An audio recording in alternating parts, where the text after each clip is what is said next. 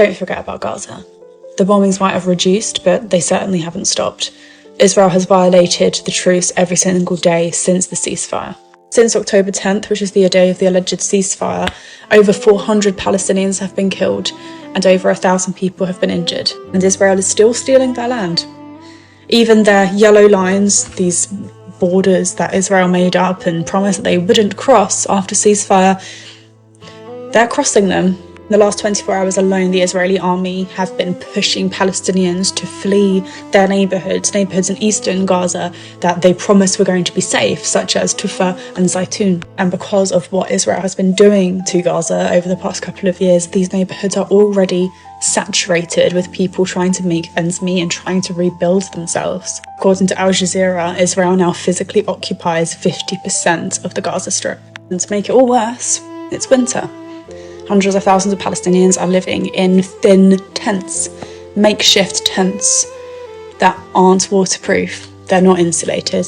The rain and storms have flooded entire camps. People are sleeping wet, cold, exposed. People are quite literally freezing to death, especially those who are most vulnerable. Babies, older people, disabled people, and even people who weren't considered a vulnerable group a couple of years ago, they are now. After 2 years of malnutrition. The bombs might have reduced, but people are still suffering. People are still dying. Land is still being stolen. Our countries, places like the UK and Germany, are still exporting weapons to Israel. And Israel is continuing its genocide with impunity. We're hearing less about Palestine in the news. Part of that is probably because of the ceasefire back in October. Part of it is probably because governments have finally accepted and admitted that it is a genocide, and maybe them admitting that has somewhat lessens their guilt. And of course, we must mention that there is far less press in Palestine because Israel has been deliberately targeting and murdering them and their entire bloodlines for months.